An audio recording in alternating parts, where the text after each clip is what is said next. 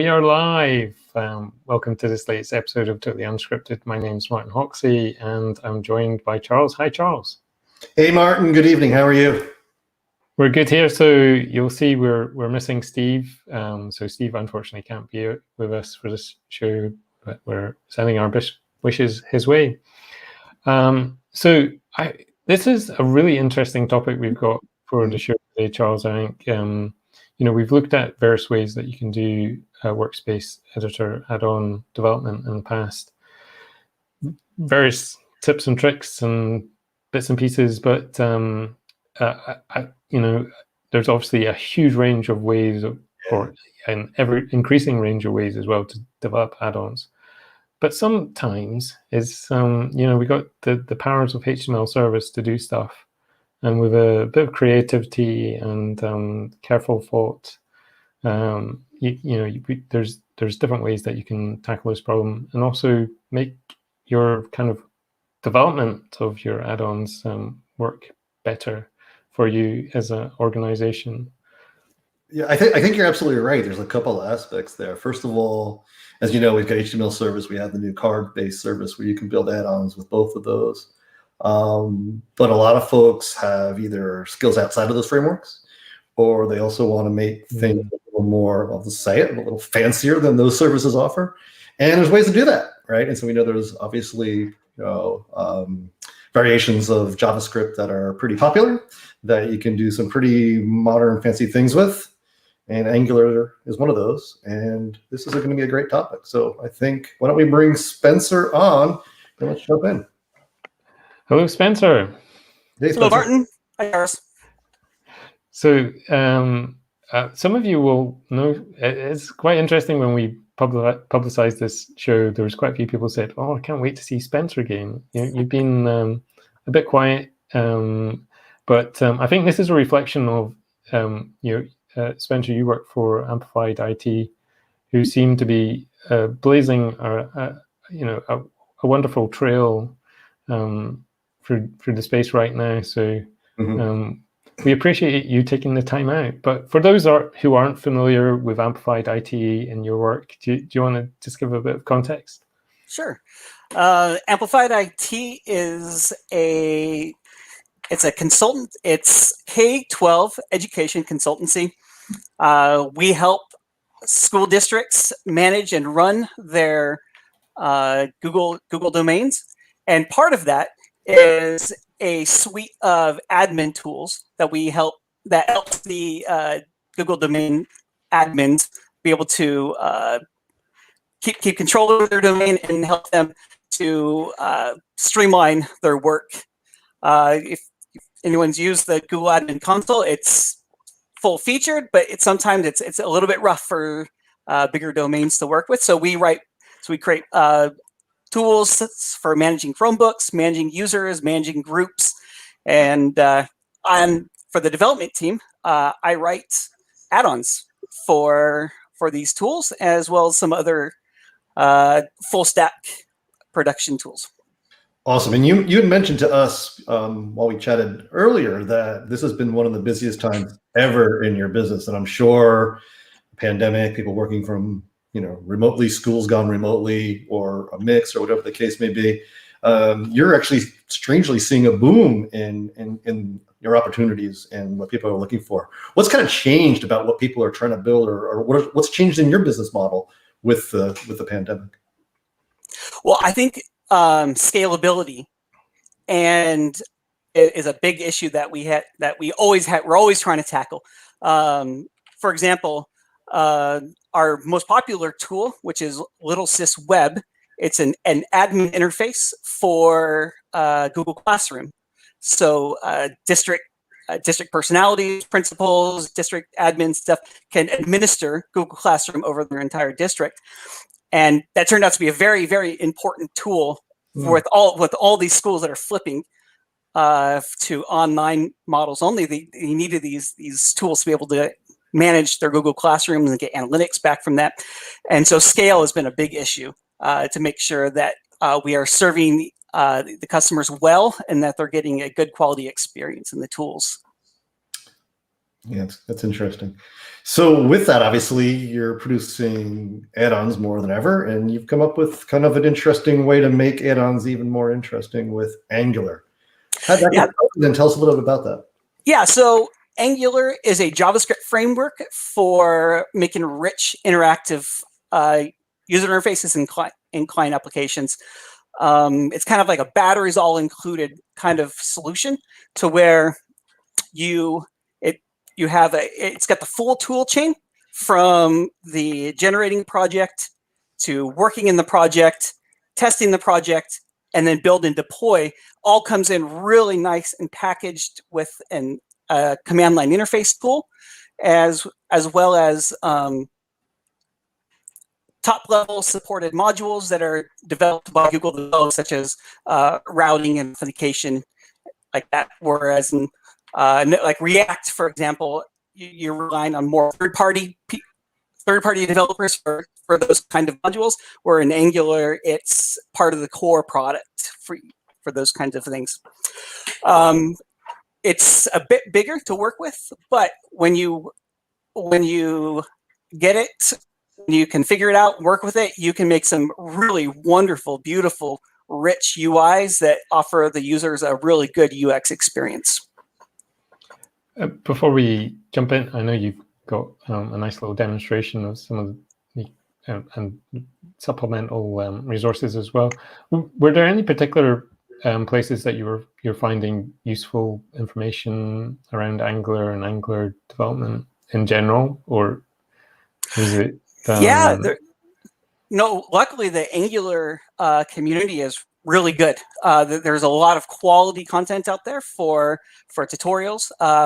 One that I can think of top is Fireship, Fireship.io. A guy named Jeff puts together a lot of great quality content for learning Angular and Angular resources, and the documentation on the primary Angular website is quite good also.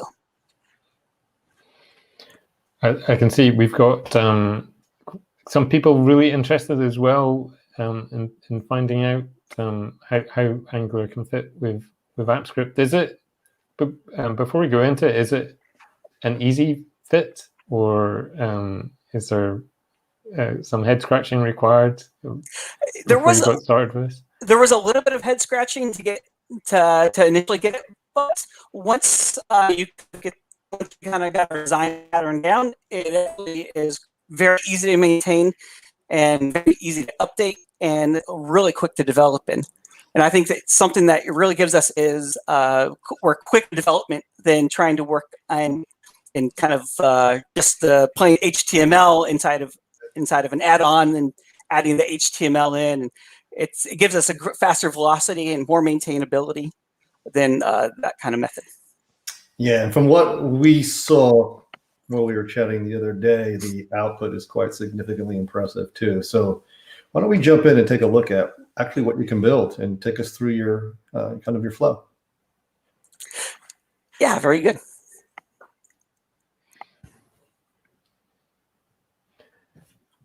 So while Spencer is setting up, for those who are tuning in live, feel free to put your questions as we go through this in the YouTube live chat, and we'll try and feed those into Spencer. So if anything's not clear, so I can see Spencer's screen. All right. Yep. So I got two things I'd like to show real quick. One is a full-featured application that is in production right now, and this is we call this is Gopher for Chrome. This is an add-on that Google domain administrators use to manage their domain fleets of Chromebooks. Some districts there have hundreds of thousands of Chromebooks, and it's very important for them to be able to work at that scale. And so with Angular, we get a full, rich user interface that allows us to quickly design this UI. It allows us to test the UI and build it. So what you see is, we get access to the full material library. Anything really you can do in Angular, you can build for an add-on in here. And so all the tooling that you add, for example, the Angular command line has options for add-ins and mix-ins and stuff like that. So there's mix-ins for Firebase, there's mix-ins for material items, there's mix-ins for Cordova and stuff like that. The same tooling that you use to build a web app, you can use that, build that, and bring it right in here into the add-on sidebar and module and dialogues. So we can already see that you have a way more sophisticated interface than you normally would see in a regular, let's just call it a regular add-on, which I think is awesome. It gives you a better user experience, and I think that alone is worth kind of exploring this. You mentioned it's similar. Is there any limitations or any disadvantages of using this versus the HTML service or the card service? Is there anything that you lose per se by doing it this way? Yeah. So with this is a web-only feature. These HTML rendered editor add-ons don't work in like iOS. They don't work on Android, so you don't get the mobile experience for them. So if you're not targeting those environments, this is very appropriate for you. But if you need to target the mobile environment, this isn't really going to work for those kinds of applications. And that's we do know that the Gmail add-ons render really nicely in mobile. So you don't get that with this. I think, Charles, for card service editor add-ons, there isn't mobile support just yet either. So yeah, not just yet. Yeah, but I think it's well, I think we all can assume it will be coming at some point. Yeah, obviously the card version is relatively new. It started in Gmail and it's made its way obviously through Calendar Drive, Docsheet Slides, etc. now. And it's not, the editors trail just a little bit, as you mentioned, which is true. I think one of the big differences, and I think you can already see in what Spencer is showing us here, is you're not limited to the card framework, which gives you very creative UIs, and basically you're in charge of it. You lose a little consistency in the compared to like maybe other ones, but you also have the ability to, again, be more creative and be a little more assertive in the user experience. So I think it's a fair trade-off. Spencer, I wonder if you could just Control plus zoom in to the browser. That's not gonna there. Oh, there we go. Is that a little better? That's good. All right. So I have in that other little demo I have here, that something I put together in about 20-25 minutes, really shows that you can make some really interesting. Hi, honey. So some really nice and interesting UIs, but you also have the ability to change it. So, for example, you can do multiple backends with it. Since you're working in Angular, the same way with a web app, you would work with an API or like Cloud Functions. You can do that in here also. So you would, like, for example, from this, this is an add-on dialog that popped up. I can do the same amount of work, and it can go either through Cloud Functions or do the same work and do it through the script backend. So, for example, if I want the app script to write to the sheet, I can have app script write to the sheet. If I wanted Cloud Functions to write to the sheet, I could push that to the Cloud Functions and get the cold starts. It's going to take about 5 seconds, but there we go. So they get Cloud Functions. And the interface with Cloud Functions is the same interface that I would do if I was writing a full stack web application. So you have the ability to really, if you need some additional functionality, like if you need to use Cloud Functions or Cloud Run and have your own backend server environment containerized and ready there, you can call it directly from here, because you can call Cloud Run natively from Angular. And do you think that's one of the big benefits for you using Angular, Spencer, that you've got all these integrations at, kind of at your fingertips? I think for me, it's the velocity of development. And if we want to show a little bit more, I could. There's a live editing environment for Angular, so you can get a live view of what's going on, and so I can kind of show a bit of how I develop. So I'm going to start. So let's see. So unfortunately, maybe this may be a little small here, but here's a sample project, and in the same repository, how do I make a move here? I have client code, I have server code, app script code, and I also have like cloud function. Cloud function code is all in one, and there's part of one big deploy and build process that you can add together. But for example, I think we got a little freeze there. okay. Spencer, you froze a little bit of a second, but just real quick, remind everybody who's watching, we are a live show, and Spencer is a work from home, as we saw at the camera one. And we know that sometimes the internet's not perfect at pitching, so we may have a little bit of a hiccup there and there, but hopefully you guys can see his screen well, and hopefully his bandwidth will catch up and we'll go forward. Just one question while that's happening, Spencer. One of the things I've noticed is you're bringing your design skills, experience, your tools, functions, and frameworks to Workspace. So again, instead of having to go learn specifics about AppScript or specifics about, how do I build, hand roll HTML to get that in the companion panel, you're just doing your natural development with your natural stack and basically marrying the two. That is exactly right. When we show it in a few minutes, I'll show a demo of what the code actually looks like, the generated code, and you'll see how little AppScript is actually needed to be known to get this working. So let me open up there's the live environment. So the host 4200. Oh, I have two things serving right here. I apologize.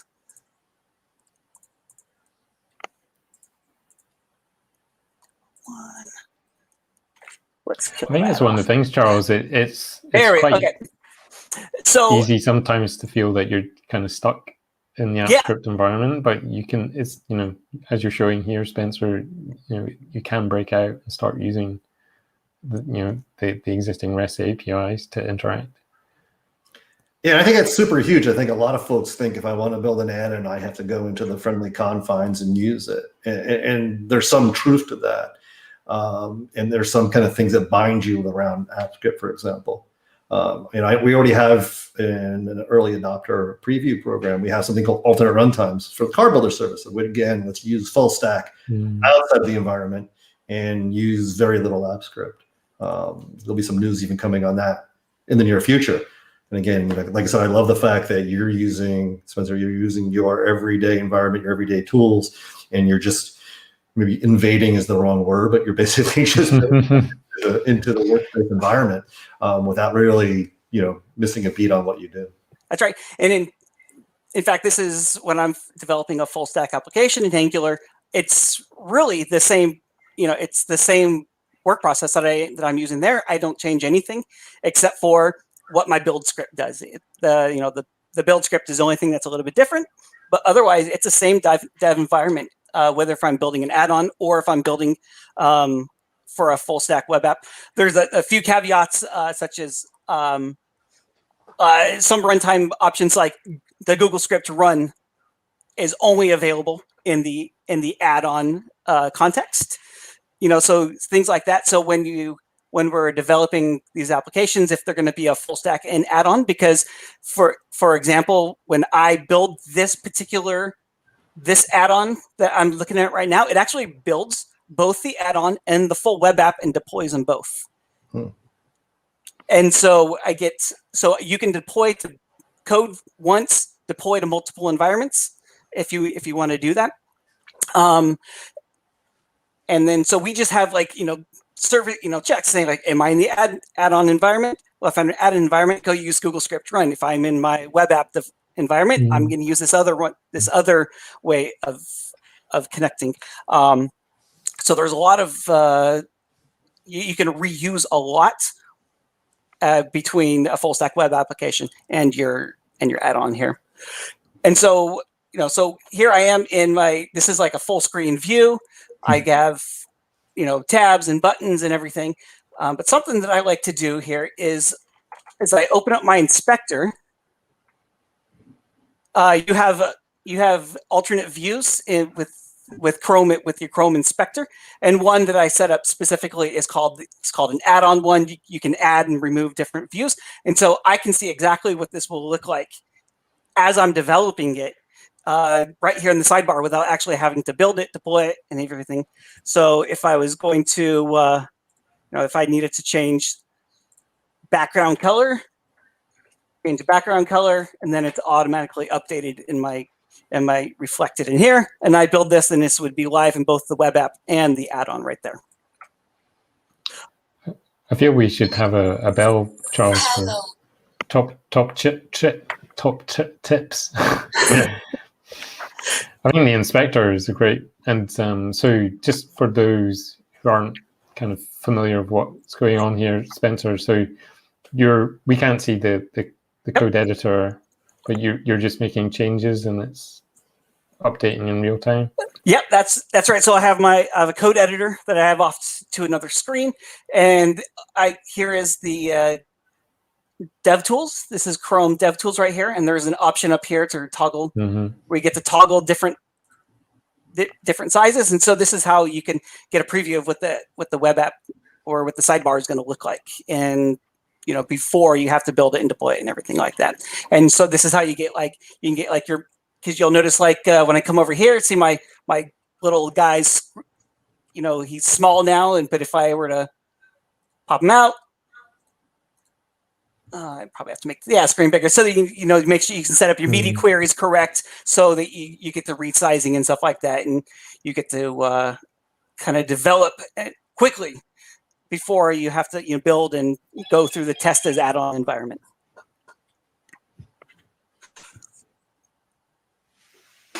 So what I can also, so I can kind of give an idea of, so I guess, so the code for all this is found at this GitHub repo right here. This has a write-up of how to start from scratch, how to build this up and set it up yourself. And there's also a way, if you were just to clone this repo, of how to get up and started pretty quickly. This has a full application that you can build and be able to get started using this tooling. And if there's also, I also did a small little write-up blog post on this write-up and how to actually do this. So what I want to point out is there is a level of familiarity with some developer tools that are needed. Yeah, I was going to ask you that question. I mean, obviously, we get a mixed audience who tune in. Some folks are just pure app script. Is the curve, and by the way, thanks for sharing those resources and putting that article out, but is the curve something that is surmountable, or do you think is the bang worth the effort, so to speak? I mean, it really depends on the size and complexity of the application you're trying to build. If you have a very simple application that you're trying to build, just one button, one text box, and it does something inside the spreadsheet. The card surface would be great for that. That'll get you absolutely where you need to go with the least amount of work. It'll look nice and work great with that.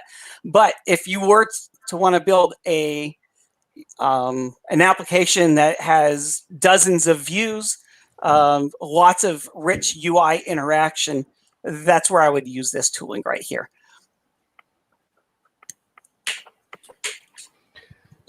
So a lot of the tools that I use in this tool chain is of course it's npm and Node. I use Clasp, the command the Google Apps Script CLI for pushing code up, pulling code down, doing checks and stuff like that. I use Firebase command line tool. So Firebase stores a lot of the files that are built through the build process.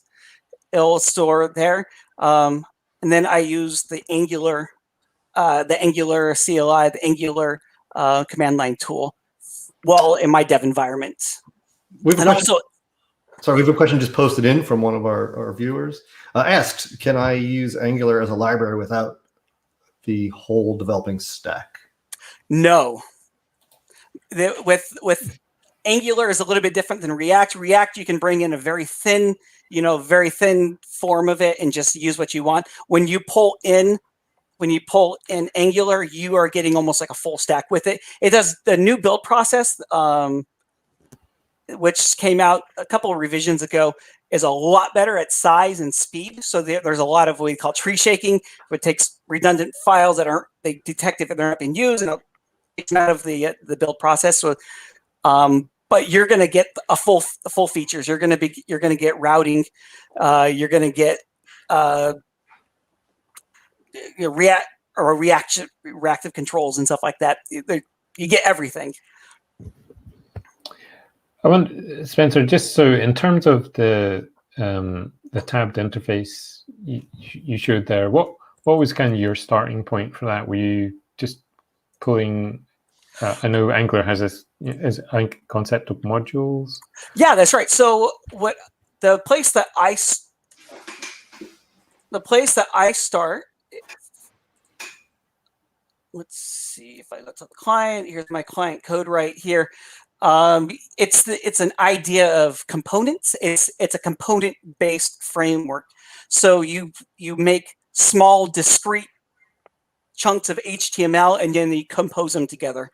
If you've heard of things like Polymer or something like that, it uses those kinds of tooling that's now native in most browsers now to make custom components and compose your web app using these components. So, for example, what we were seeing right there was a sidebar component. That sidebar component has HTML in it. So you define your HTML, has CSS that's built into it, and you also have your code that's attached to it. That runs this component, and that is all. And you link to your components through your router. So how you're routing through the application, it'll pick which component it's going to show at a time. And a lot of the stuff. So if you look, I wish I could make this bigger. I apologize. I don't know how to make it bigger. Try Control Plus. I think Control Plus. Yeah, that's my expanding there. So a lot of this, it's like I didn't have to build this tab software. Since it's components, I get to use components that other people have built. And so, for example, that matte material tab view right there was actually built in-house by Google. There's if you go to the Angular material project, it shows you how to add their project into your code, and then it brings all the tooling that you'd want for material interfaces, and buttons, chips, tabs, and everything. And all you do is to add it in. You are literally declaring HTML. There's no code really that comes with it. It's just knowing. It's just adding it to your project and adding it like you would add a div, and all of a sudden you now have a tab, a tab group. And that's really the power of the composition of this. Is now it's very easy to read. You can understand it, and it's very easy to maintain. Are you aware of any kind of visual tools that can help for people that are perhaps coming at this at a lower level? Not that I know of like some kind of like drag and drop UI interface. Yeah. Mm-hmm. Well, there are some. There's one Ionic, but they have a drag and drop UI builder, but they're focusing more on the mobile space than they are the desktop desktop development space. But yeah, I think Ionic has a full Angular UI drag and drop builder that I know of. I don't know of any other tools like that. For me, because of components, it's easy enough to read and understand the HTML without having to look through 400 levels of divs now to kind of be able to understand what it is. You know, the div soup is gone. You know, you can actually look at this and say, I know what's going on because it says what it does, kind of thing. And I noticed as well for the code bit, it's in TypeScript. So yes, you can. It's Angular can be written in either TypeScript or JavaScript, and the reason we chose TypeScript is because there was no change to the way that we had to build, and because of the Angular CLI does the build process for you. It does all the it runs the TS, the TypeScript compiler. Sends it all to Webpack. You can literally just tell it to build a project, and that's it. Like, you don't have to configure. There's no Webpack configuration. There's no TypeScript configurations. There's nothing. You can just use the command line tool saying, build me a project. You edit the project, and it says compile this project, and without any configuration, and you have a full application right there. One of the things I love about this environment, and I'd love to hear a little more about how you guys do this at Amplified IT, is obviously you're using tools with source control, and you have the ability to have a multi-developer environment, which we know AppScript makes interesting or challenging at best. I imagine, and tell me if I'm wrong, but you've built a framework here that you share with some folks in your organization who are also building, and you can quickly make these things a lot faster and easier than if you were passing around HTML and script files in a absolutely environment. Because we use Git as source control, and we can use Git to its fullest power with making these add-ons. Now, multiple developers work on things at the same time. So we have I have 3 developers working on 3 different views. We all commit and merge our code together, and we're not stepping on each other's toes. We're not trying to paste code. We're not trying to we're not trying to send code over email or anything like that. So it makes building large add-ons a lot easier. What does that do for your maintenance? I know one of the things a lot of folks always wonder about is I've got all these different versions of an add-on. Is there versioning differences, or are there advantages as far as you creating the different versions of these, as far as publishing them or promoting them? What happens when it comes to that part of the process? For us, when it comes to add-ons, our build and versioning, we have to be very rigid and very careful and methodical about it, because there can be a little bit of gotchas on the deployment process, and you don't want to push out code too soon, and stuff that wasn't intended to be go live goes live, kind of thing. We just had as policies for our own company we have a checklist that we go through when we deploy an add-on to follow these kind of checklists. But the code, because it's all in source control, we have, you can go through all the normal business practices of doing pull reviews, getting code feedback, code quality checks, and having that kind of like that agile development process for your add-ons. So you mentioned team development, by the way. Obviously, it's important for a company like yours. I'm going to throw it out there because you mentioned it right before we got on the show. You're growing like mad, and you're hiring. So anybody's listening in and likes what they see. We have I think we have openings for QA engineers, and if you go to amplifiedit.com and go look at job listings, there's some right there if you're interested. Tell them Spencer sent you. So one other thing that I wanted to show was what the compiled AppScript project looks like. That'd be awesome. So I'll boost this up a bit so it's a little bit easier to run. So when the code gets built, you get two files. You get it's a server file which handles the bootstrapping of the add-on. This holds the add-on triggers that you need to hook into the add-on framework. And then there's an index file, and this index file bootstraps the Angular application. There's only these two files is all you need to get this up and going. This right here, these two files right here, is the exact code that we're looking at right here, right there. And because of it, it's very easy to look at on the AppScript side. It's very easy to kind of understand what's going on. And if you look, it really doesn't take much to get this up and going. And again, this is inside the repo. There is a gulp build script. Gulp is a build automation tool, and it builds these files for you as part of the build process.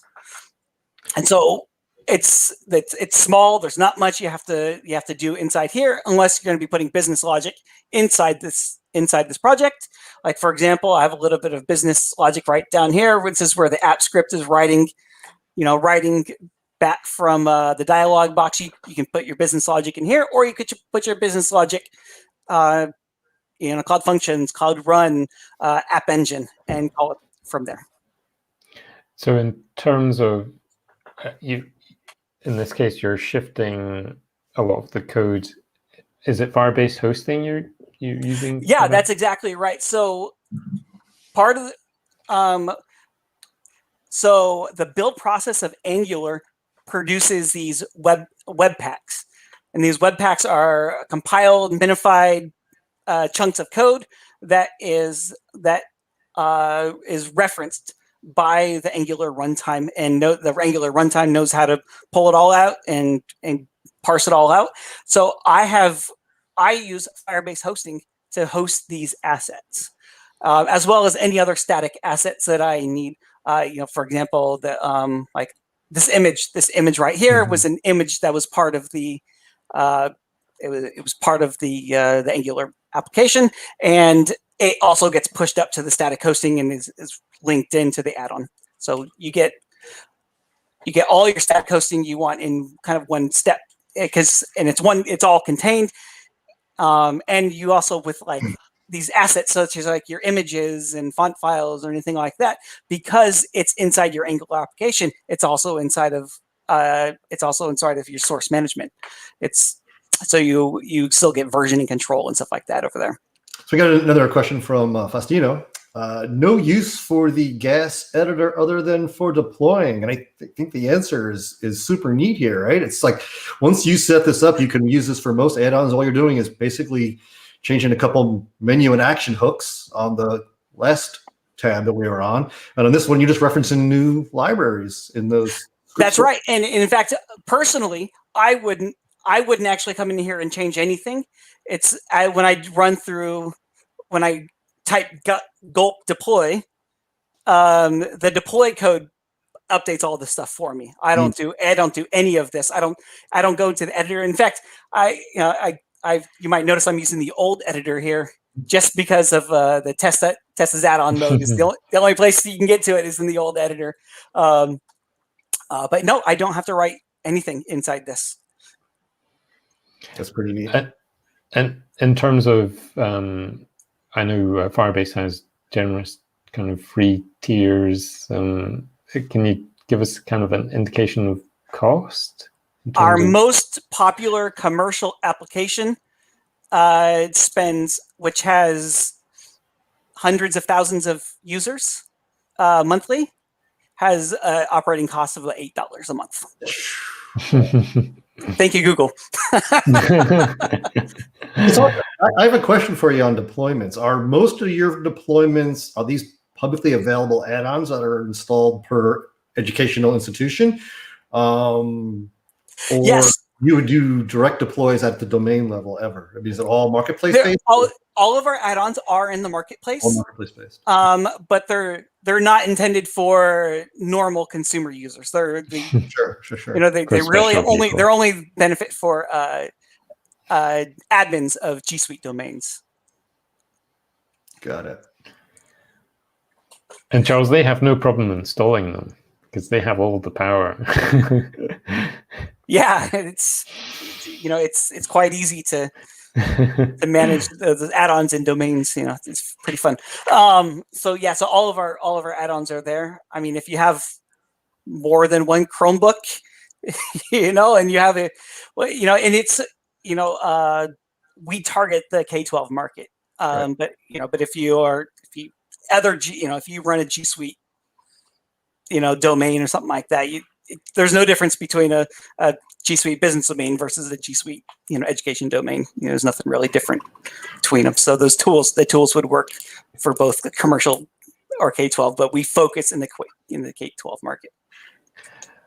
I suppose as well with the workflow you've got here, Spencer, if you were needing to kind of push kind of domain-only add-ons, that it's an easy process for you because the tool chain's there to do it for you. Yeah, and in fact, it'd just be like 1 or 2 lines of configuration code to change to deploy to a specific domain versus my own domain kind of thing. And that's very much, it's just configuration files that you have in here. So configuration files such as like if I look at my here's a Firebase configuration. My Firebase configuration file says I'm pointing towards this GCP project. So if I wanted to point to a different GCP project, I can change that deployment target, and then I'm now targeting a different GCP project. And I suppose the other advantage if you're using Firebase is authentication. So if you do want a deploying, so that is kind of a gotcha on this, right? On this because the OAuth that you get with Google Apps Script, you don't get the refresh token. That is something that we haven't had. We've never been able to get the refresh token through the Google Apps Script authentication. So what we do in a lot of our other applications, we have a secondary authentication. From there, they authenticate again. We get the offline token, and from there, we are able to fully work as a user. So that's how we get around that, and we use Firebase authentication for that because it's a drag and drop kind of solution inside your code with a few lines of configuration in the Firebase console, and you have a full login service. It's very easy to get that integrated in. There are some things that like if we go back to the app script code, you'll see that like right here it says get session data. You could on your front end ask, hey app script, what do you got? App script gives it to the front end, and then the front end can make calls and stuff like that. And this is fine because my add-on and my cloud functions and the hosting for this is all in the same cloud project. So all the client IDs match. And so a token that's minted for app script, it can be passed back to a cloud function that's in the same project, and it's got the same origin, same client ID origin. So you can use those tokens in the backend inside of a cloud function. Have you done any benchmarking in terms of performance, given you're using cloud functions? None of our tool. Cloud functions gives you some benefits. Really, if you need some longer running tasks, like for example, URL fetch and app script, you have the 60-second timeout. So anything that goes beyond 60 seconds that you're sending something out to be processed, You can't do that. Whereas if you were to make that same kind of thing inside of Cloud Function, you get full 9-minute, you get a full 9-minute window before you have a timeout on that. So there's different use cases for this stuff.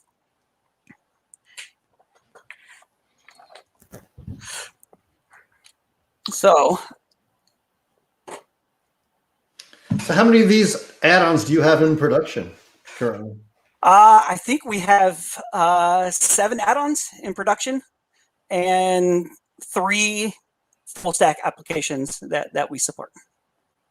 And these are all various things for managing classroom, managing groups, managing users, managing Chromebooks, managing organizational structures. Lots of small things that some admins need to do at bulk certain times of the year that would be very hard for them to do through the Google Admin Console.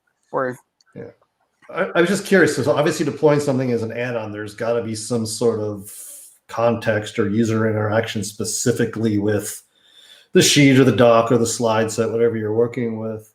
What are those use cases that you see that make you say, I want to build an add-on versus I'll keep this as a separate app, a web-only app, a app I build elsewhere? What's normally the driving, compelling scenario that puts you inside the companion that makes you build these?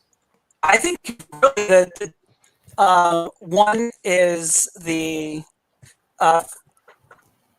first one is knowing the state of the application or the sheet that you're in, being able to reference the active document that's currently being worked on. Sure.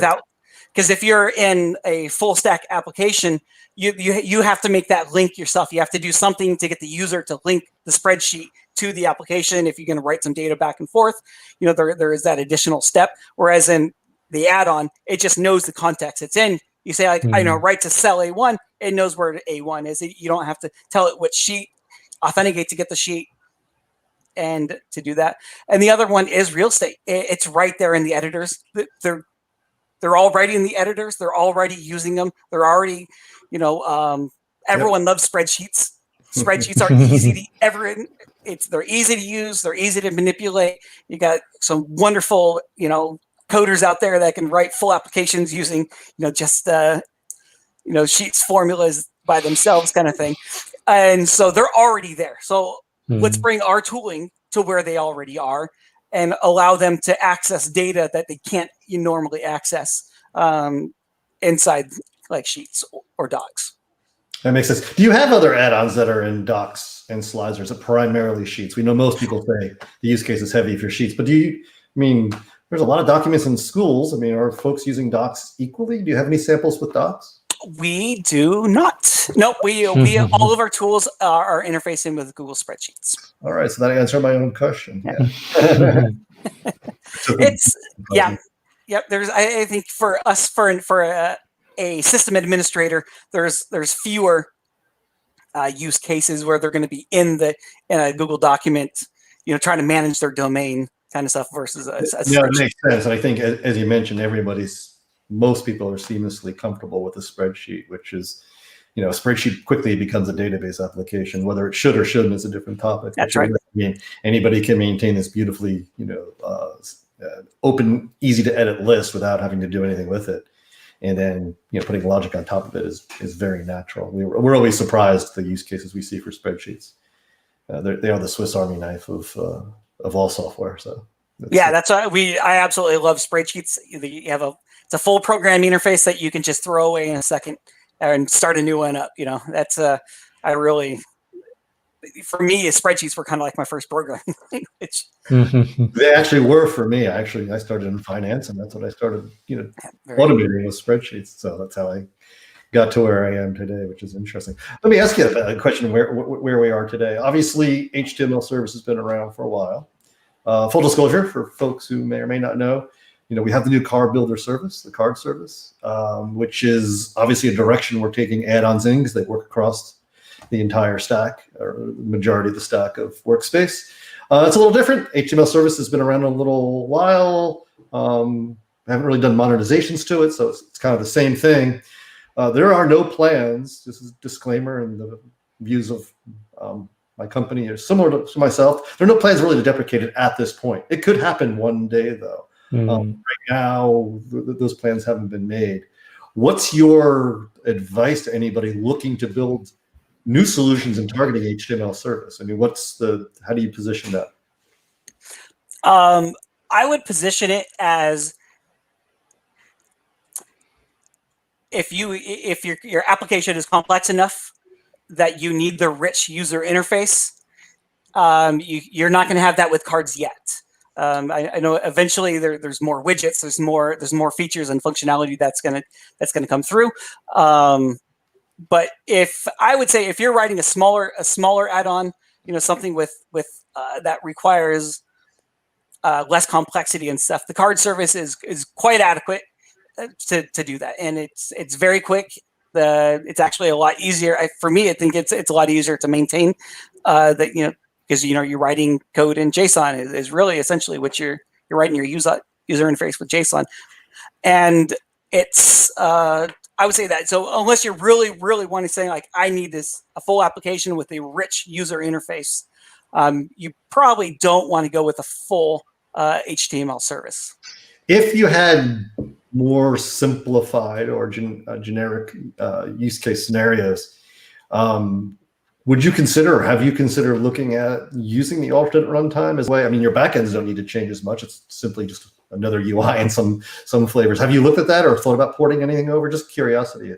If we haven't, because most of our add-ons that are in place, of course, were written well before the alternate runtime came in, and so we're going to maintain that code. We're going to maintain those things until there's a compelling reason to move away from that. It makes total sense. My old mantra has always been, if it's not broken, don't fix it. It's just another one of those things. So absolutely. Yeah, but what I said, as new add-ons have been coming on, we've been expanding what an add-on is and what an add-on interface is with. So now our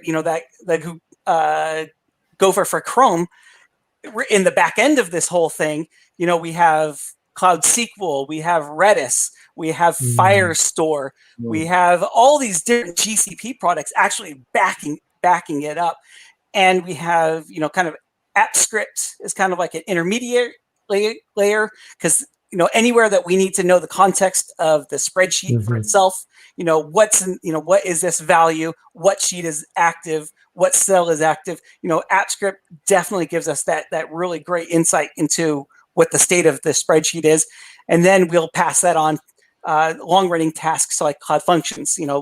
So that's GCP and add-ons for these big applications it's really, for us, we wouldn't be able to work at scale without all the additional GCP products. Right, there's no quotas, there's no timeouts, there's no limitations that you're familiar with in the old AppScript world that you worry about as a mantra. You can actually supersize it, so to speak. That's right. Yeah, that's definitely good. So we're coming up on time already. That one's super fast. I didn't realize it. You mentioned you have putting out a blog post on this. Where can folks follow you, learn more about this, or connect with you? You mentioned the code repository, but was there a blog post that you had? Or? There is a blog post. Let's see. So here's the link to it. I don't know if you're going to put it in chat. Yep. I think Martin just got right there in the chat.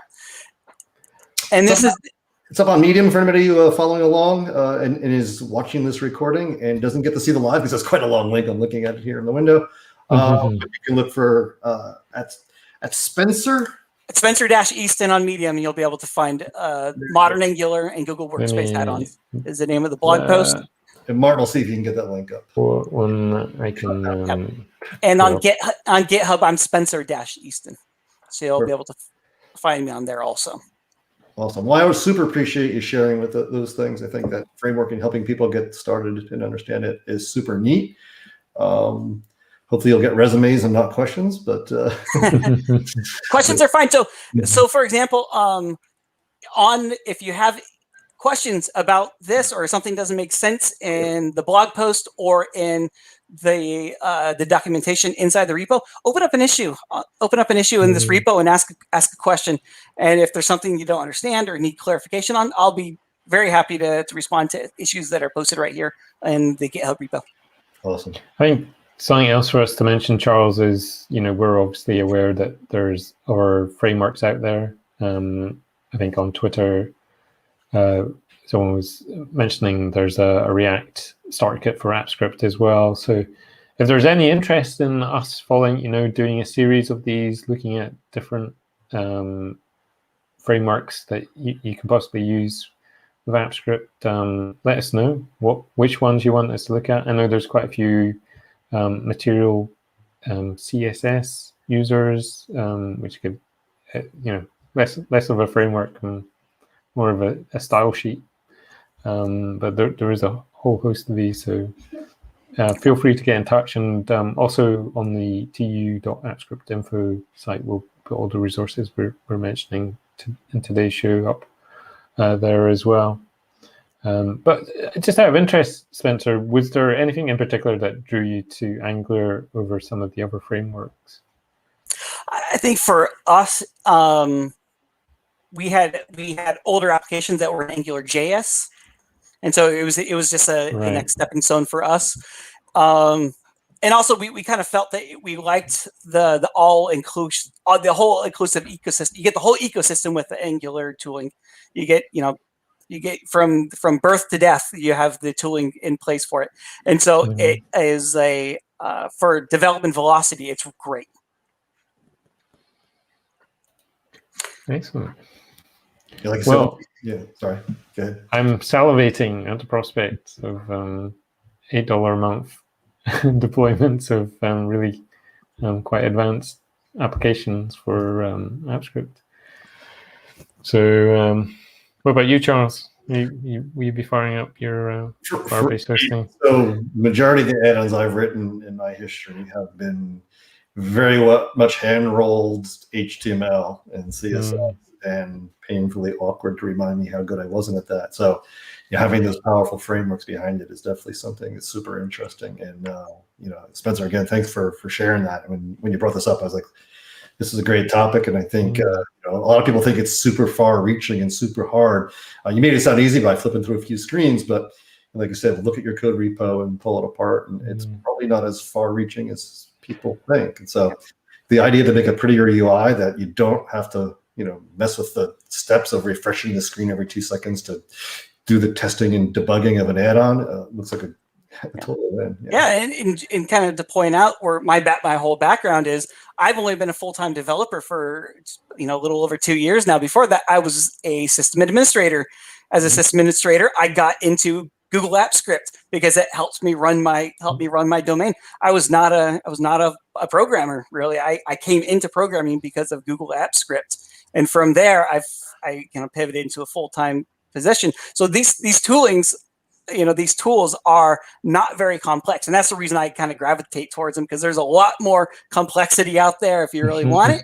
I didn't want it because for me, I'm still a couple of years into to this role as a developer, so it's not out there in the terms of complexity and difficulty. It's just getting just a little bit more familiarity with working with command line tools and away from editors and pretty editors. Yeah, no, absolutely. I think what your demonstration is showing as well, Spencer, is we've talked in the past, AppScript is a platform for no and low coders, but it goes to the completely other end of the spectrum as well. That if you do want to use Angular as a framework, if you do want to have version control and continuous deployment, with add-on products, you can do it. Absolutely, as you've shown. Yep. These we have large commercial applications that run in add-ons, and it's possible to have a big team working on them together. So it's the ability to do this in add-ons is there. Excellent. Well, Charles, I think we're at the end of our time. So thank you, Spencer, for sharing your time. Also, thanks for all the folks that have tuned in and also contributed to the chat. So I think we hopefully got to all your questions. So hopefully you found this an interesting episode. And as I mentioned, please get in touch with us if there are other frameworks if you'd like us to cover that are can be used with AppScript. And also, as I mentioned, we'll post the various links and resources up with the show notes, so you can just hit the same URL for the YouTube video and you'll find those as well. So I think that's us. Any final words, Charles? Nope. See you all soon. Thanks for tuning in. Happy scripting.